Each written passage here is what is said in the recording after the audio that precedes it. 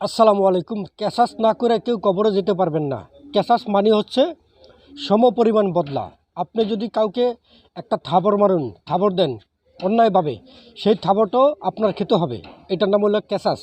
আপনি যদি কাউকে একটা আঘাত করেন, সেই আঘাতটাও আপনাকে খেতে হবে। এটার নাম হইল ক্যাসাস। আপনি যদি কাউকে হত্যা করেন, এই হত্যার বদলে আপনাকে হত্যা করতে হবে, অথবা শরীয়তের বিধান অনুযায়ী সমপরিমাণ যে কিছু অর্থ দিয়ে তার কাছে মাপ চেয়ে আসতে হবে। এটার নাম ক্যাসাস। ক্যাসাস না করে যদি কেউ মারা যায়, সে জান্নাত যেতে পারবে না। কারণ আল্লাহর হক যেটা, সেটা আল্লাহ মাফ করতে পারেন, কিন্তু মানুষের হক আল্লাহ মাফ করবেন না। এই জন্যই ক্যাসাসের বিধান আল্লাহ কোরআনে দিয়েছেন। এখন যারা মানুষের হক মারা খাইতে আছেন, বিভিন্নভাবে কৌশলে সিটিং বাটপারি করে মানুষের যে হক মারা খাইতে আছেন, এই হক যদি আপনি ফিরিয়ে না দেন, তাহলে আপনি জান্নাত যাবেন কি দিয়া? আপনি কি মনে করছেন যে আপনি 5 ওয়াক্ত নামাজ পড়েন, বছরে একটা গরু কুরবানি দেন, এর দিয়ে আপনি জান্নাত চলে যাবেন? এত সোজা নয়। জান্নাত এত সোজা নয়। নামাজ পড়ে যে জান্নাত যেতে পারবেন এমন কোনো কথা নয়। নামাজ পড়তে হবে, আল্লাহর হুকুম, কিন্তু নামাজ পড়ে যে আপনি জান্নাত যাবেন সেটা পারবেন না। মানুষের যে হক মারা খাইছেন, হক ফিরিয়ে দিতে হবে। এটার নাম ক্যাসাস। আপনি যদি কারো আদা করা জমিও যদি কোনোভাবে সিটিং বাটপারি করে কৌশল করে দখল করে থাকেন, সেটা আপনার ফেরত দিয়ে তারপর আপনার কবর যাইতে হবে। কিন্তু বর্তমান মানুষ তো সেই চিন্তা করে না। মানুষ চিন্তা করে কি, আরেকজনের সম্পত্তি আমার বাপদাদার নামে রেকর্ড হয়েছে, এখন আমি নিজের নামে খারিজ করে নেবো, আমার ক্ষমতা আছে, আমি সেটা দখল করবো।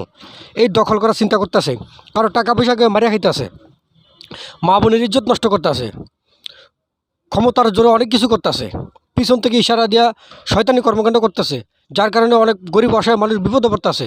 এই যে কর্মকাণ্ডগুলো করেন, এগুলার যদি ক্যাসাস দুনিয়াতে আপনি না করে যান, পরকালে জান্নাত যাবেন? যার যা ক্ষতি করছেন, সেই ক্যাসাস মানি হলো যার যা আপনি ক্ষতি করছেন, সেই ক্ষতি দুনিয়াতে পোষায় দেওয়া যাইতেও আপনার। যদি আপনি কারো 10 টাকা মারে থাকেন, সেই 10 টাকা আপনার ফিরিয়ে দেওয়া যাইতেও। যদি কাউকে আঘাত করে থাকেন, সেই পাল্টা আঘাত আপনার শরীরে নিতে হবে। তারপরে যদি কারো জায়গা জমি দখল করে থাকেন, সেটা ফিরিয়ে দিতে হবে। তারপরে আপনি জান্নাত যাবেন। জান্নাত এত বাজারে মোয়া নয় যে নামাজ পড়ে রোজা করে জান্নাত চলে যাবেন। জান্নাত যেতে হলে আগে ঈমান আনতে হবে, যে আমি আল্লাহর হুকুম বিধানের উপরে ঈমান আনলাম। আল্লাহর হুকুম বিধান ছাড়া, আল্লাহর আদেশ নিষেধ ছাড়া কারো হুকুম বিধান আদেশ নিষেধ মানব না। আল্লাহর হুকুম বিধান ছাড়া আর কারোটা মানব না। আল্লাহর আদেশ নিষেধ হুকুম বিধান মেনে চলবো। আর কারো হক মারা খাবো না। যদি হক মারা খাই, সে হক ফিরিয়ে দিয়ে যাব।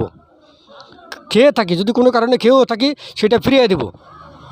ফিরিয়ে দেওয়ার পরেই আপনি জান্নাতে সে আশা করতে পারবেন। এর আগে আপনি জান্নাতের আশা করতে পারবেন না। হয়তো মসজিদে ইমাম সাহেব অনেক কথা বলেন না, আপনাদের ভয়ে বলেন না যে চাকরি যাবে গা, কিন্তু আমি তো কারো চাকরি করি না। আমি যেটা সত্য সেটাই বলে যাব। আল্লাহ হুকুম দিয়েছেন, আল্লাহ রাসূল আদেশ করছেন, সেটা আমি যেটুকু জানি সেটুকু আপনারা যে বলে যাচ্ছি। এখন মানা না মানা আপনাদের ব্যক্তিগত বিষয়। এখনও সময় আছে, যদি জান্নাতের আশা করেন।